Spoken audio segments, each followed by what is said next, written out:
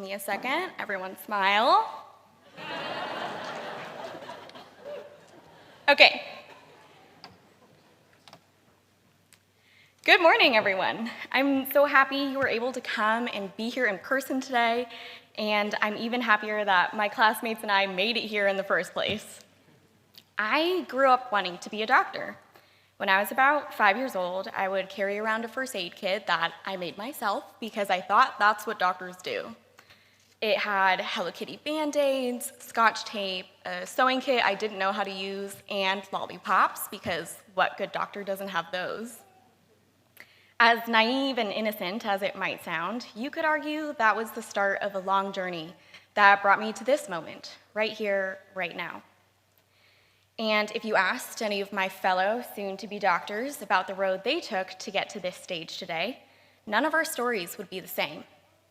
One of the things I loved most about medical school was how we can be so similar and yet completely unique. Basically, I'm trying to say that we're the same, but different. Leading up to this momentous day, we can't help but reflect on the years building up to this achievement.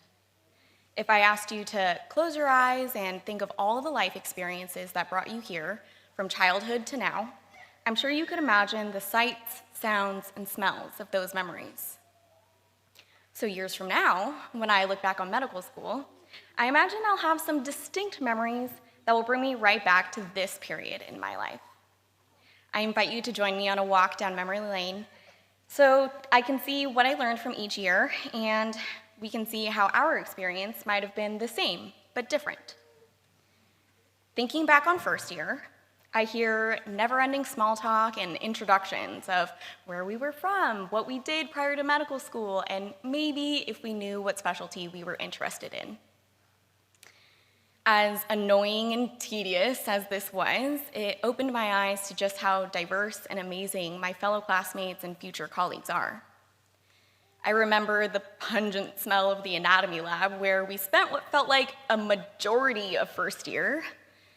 I also recall how tired I was after student run clinic, where I would spend a whole hour taking a patient history and even longer writing an overly detailed note.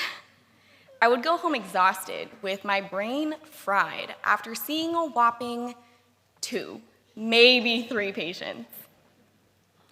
These memories have since taught me that we all have to start somewhere.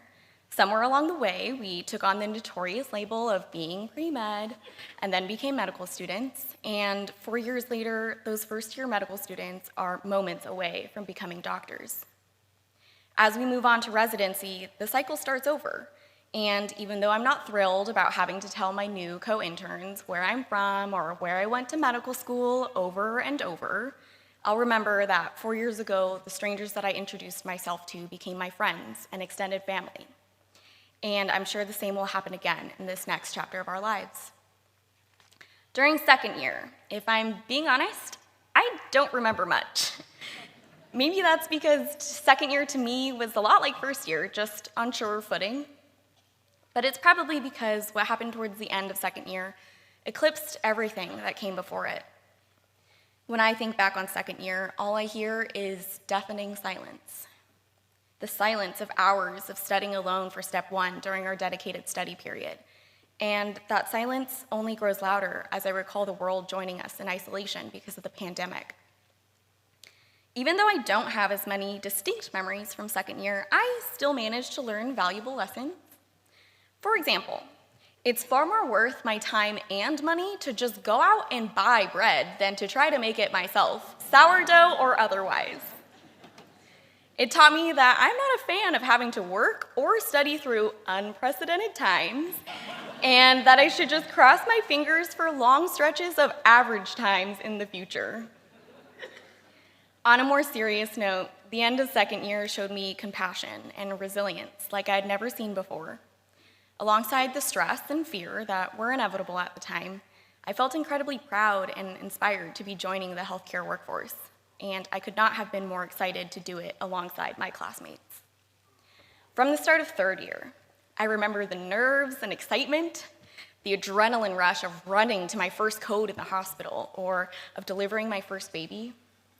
I can feel the ache of my tired feet after starting my day in the hospital at 6 a.m. and having to stand for rounds that went on for hours and hours. Then I remember how sad my wallet felt when I surrendered to the need to invest in compression socks and good shoes for the hospital. Embarrassingly, if I think too hard about the impromptu quiz questions from attendings in the hospital, I can literally feel my heart beating faster and can feel all of the blood rushing to my face at the same time that all of the knowledge seeps out of my brain. I recall the smell of a bovie cauterizing skin in the OR, and maybe some of my classmates can remember the taste of a milkshake from the burn unit.